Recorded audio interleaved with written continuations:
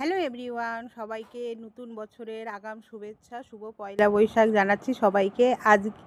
কালকের এই বিশেষ দিনের জন্য আমি একদম স্পেশাল একটা মিষ্টির রেসিপি নিয়ে তোমাদের সাথে চলে এসেছি। সেটা হচ্ছে মিষ্টি আলুর পান্তুয়া। খুবই সহজে আর ঘরোয়া উপকরণ দিয়ে কিভাবে বানাবে সেই রেসিপিটাই আজকে আমি তোমাদের সাথে শেয়ার করব। তা চলো কিভাবে আমি এই রেসিপিটা বানিয়েছি সবার সাথে শেয়ার করছি। আমি সুমি, সবাইকে স্বাগত জানাচ্ছি আমার চ্যানেলে। তার জন্য যেহেতু মিষ্টি আলুর পান্তুয়া আমাদের প্রথমেই লাগবে হচ্ছে মিষ্টি আলু। মিষ্টি আলুগুলোকে আমি খুব পাতলা করে কেটে এগুলোকে হচ্ছে স্টিমারের মধ্যে দিয়ে স্টিম করে নিয়েছি। এরকম স্টিমারের মধ্যে দিয়ে স্টিম করে নেবে, তাহলে হচ্ছে রেসিপিটা একদম পুরো পারফেক্ট হবে। জলের মধ্যে দিয়েও করা যায়, সেক্ষেত্রে হচ্ছে গুঁড়ো দুধের পরিমাণটাও একটু বেশি লাগবে আর এটার মধ্যে একটা পানসে ভাব চলে আসবে। তো এইভাবে হচ্ছে যদি হাতে সময় থাকে এরকম করেই স্টিমে দিয়ে সেদ্ধ করে নেবে। আমি এরকম পাতলা করে কেটে স্টিম করেছি, তোমরা একদম বড় বড় সাইজের আলুটাকেও স্টিম করে নিতে পারো। পাতলা করে দেওয়ার কারণ হচ্ছে যাতে এটা ভালোভাবে কম সময়ে আর কি গ্যাসটা যাতে সঞ্চয় হয়, তার জন্যই আর কি এভাবে পাতলা করে কেটে স্টিম করে নিয়েছি। এবার এর মধ্যে আমি দিয়ে দিয়েছি হচ্ছে গুঁড়ো দুধ। মিষ্টি আলুগুলোকে খুবই ভালো করে ম্যাশ করে নিয়েছি। ভালো করে ম্যাশ করে নেবে, খেয়াল রাখবে যাতে এর মধ্যে কোনো হচ্ছে দলা থেকে না যায়। দিয়ে হচ্ছে এটাকে গুঁড়ো দুধ দিয়ে ভালো করে মাখতে হবে। গুঁড়ো দুধ দিয়ে ভালো করে মেখে এবার এর মধ্যে একটু সামান্য, আমার কাছে ঘি ছিল না, তা আমি এর মধ্যে সামান্য একটু সাদা তেল দিয়ে এটাকে মেখে নিয়েছি। কিন্তু তেলের পরিমাণটা বেশি দেওয়া যাবে না, তেলটা যদি বেশি দেওয়া হয় পান্তুয়াটা কিন্তু ভাজার সময় ফেটে যাবে। তার জন্য তেলের পরিমাণটা একটু কম দিয়ে, মানে তেল বা ঘি 1 চামচ মতন ঘি দেবে আর দিয়ে এটাকে মেখে নেবে। আর তোমাদের কাছে যদি এলাচ থাকে, এলাচের পাউডার, তোমরা এলাচের ফ্লেভার পছন্দ করো, এর মধ্যে একটু এলাচও দিয়ে দিতে পারো। এবার এর মধ্যে একটু দিয়ে দিচ্ছি হচ্ছে সুজিটা হচ্ছে আমি মিক্সিতে গুঁড়ো করে নিয়েছিলাম। এখানে 2 থেকে 3 টেবিল স্পুন মতন সুজি আছে। দিয়ে এবার এটাকে ভালো করে মেখে নিতে হবে। এমন করে মাখতে হবে যাতে হচ্ছে এটা হাতে লেগে না যায়, কিন্তু আবার শক্ত ডো যাতে তৈরি না হয়ে যায় সেই দিকটাও খেয়াল রাখতে হবে। বেশি শক্ত ডো হয়ে গেলে পান্তুয়ার মধ্যে কিন্তু রস একদমই মানে ভরবে না।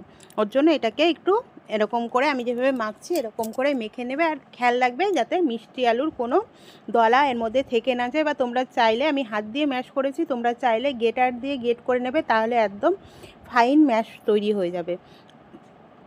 দিয়ে এবার এটাকে দেখো আমার এই ডোটা এভাবে মেখে নিয়েছি, ডোটা আমার মাখা হয়ে গেছে। এবার হাতের মধ্যে কিছুটা সাদা তেল মেখে নেবে। হাতের মধ্যে সাদা তেল মেখে নিয়ে এটাকে পান্তুয়া যেইভাবে আমরা তৈরি করি ওরকম শেপে তোমরা এটাকে তৈরি করে নেবে। ফ্রেন্ড, কালকে হচ্ছে পয়লা বৈশাখ। কালকে তোমাদের কার কী প্ল্যান আছে অবশ্যই আমাকে কমেন্ট করে জানিও। আর আমার রেসিপিটা সম্পূর্ণ তোমরা দেখে হচ্ছে বাড়িতে এইভাবে বানিয়ে নিও, দেখবে বাড়ির ছোট থেকে বড় সবারই খুবই পছন্দ হবে এই পান্তুয়া রেসিপিটা, যেটা হচ্ছে বাইরেটা একটু ক্রিস্পি, ভিতরটা একদম নরম তুলতুলে রসালো। তা দেখো এরকম করে আমি সব পান্তুয়াগুলোকে তৈরি করে নিচ্ছি।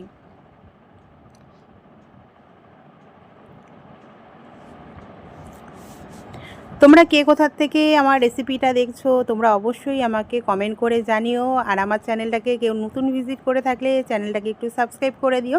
সাবস্ক্রাইব করে দিয়ে পাশে থাকা বেল আইকনটা প্রেস করে দিও, যাতে হচ্ছে আমি কোনো নতুন ভিডিও ছাড়লে তোমাদের কাছে নোটিফিকেশান পৌঁছে যায়।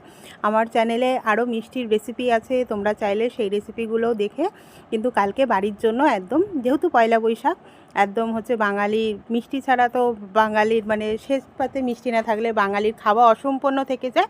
তো কালকের জন্য তোমরা এরকম করে এই মিষ্টির রেসিপিটা বানিয়ে নিতে পারো। বা আরও অনেক মিষ্টির রেসিপি আমার এই চ্যানেলে আছে, তোমরা সেখান থেকেও দেখে কিন্তু বানিয়ে নিতে পারো। তো এইভাবে সবকটা পান্তুয়া আর কি আমি তৈরি করে নেবো।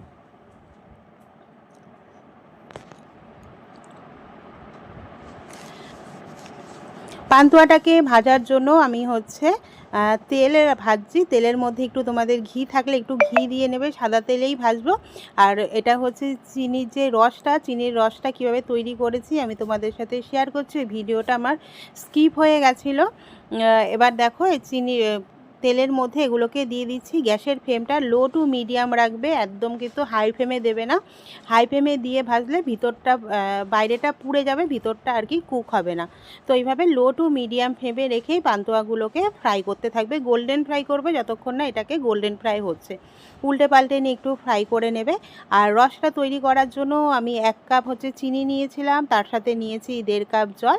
1 কাপ চিনি আর জলের দিয়ে কড়াইতে ওটাকে ভালো করে আগে গুলিয়ে মানে ফুটতে দিয়েছি। ফুটে গেলে 5 থেকে 7 মিনিট মতন ওটাকে ভালো করে ফুটিয়ে নিয়েছি। এবার তোমরা যদি চাও এর মধ্যে একটু চিনির রসটার কথা বলছি, চিনির রসের মধ্যে একটু এলাচ দিয়ে দিতে পারো, আর চাইলে একটু গোলাপ জলও এর মধ্যে দিয়ে ফুটিয়ে নিতে পারো, তাহলে একটা সুন্দর ফ্লেভার আসবে। এভাবে চিনির রসটা তৈরি করে নেবে। চিনির রসটা কিন্তু তৈরি করে চিনির রসটাকে একদম মানে পুরো গরম অবস্থায় এর মধ্যে পান্তুয়াগুলো দেবে না, ওটাকে হালকা গরম অবস্থায় রাখবে। তারপরেই হচ্ছে এই পান্তুয়াগুলোকে ওর মধ্যে ভেজে ওর মধ্যে দিয়ে দেবে।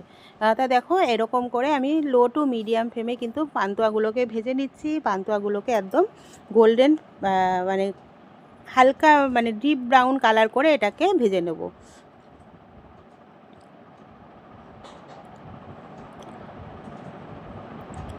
আর তোমরা যদি পান্তুয়াটাকে আর আমি যেভাবে করেছি ওতেই নরম আর সফট হয়ে যায়, আরও যদি একদম নরম একদম পারফেক্ট সফট বানাতে চাও তাহলে তার মধ্যে একটু সামান্য হাফ চিমটে মতন একটু খাবার সোডা এর মধ্যে দিয়ে দিতে পারো, বা ইনো এর মধ্যে দিতে পারো। কিন্তু আমি এর মধ্যে কোনো খাবার সোডা ইনো কিচ্ছু দিইনি, আমি এইভাবেই আর কি তৈরি করেছি। তোমরা দেখলেই আমার সম্পূর্ণ রেসিপিটা শেষ পর্যন্ত দেখলেই বুঝতে পারবে যে পান্তুয়াগুলো কতটা নরম আর কতটা আর কি জুসি হয়েছে। উপরেরটা হচ্ছে একটু ক্রিস্পি ভাব থাকবে, কিন্তু ভিতরটা একদম নরম তুলতুলে একদম পান্তুয়া তৈরি হয়েছে, যেটা হচ্ছে দোকানের পান্তুয়ার কিন্তু এর কাছে মানে দেখেই মনে হবে যে দোকানের পান্তুয়া।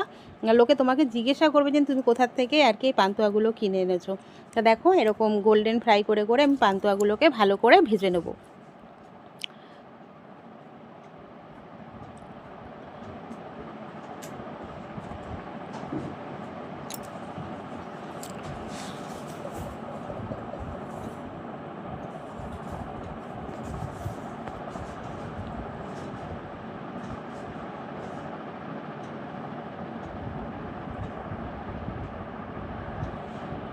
পান্তুয়াগুলো দেখো আমার গোল্ডেন ফ্রাই হয়ে গেছে। এবার এগুলোকে হচ্ছে মানে যেরকম আর কি কালারটা চাই সেরকম করেই আমি ভেজে নিয়েছি, ডিপ ব্রাউন কালার করে।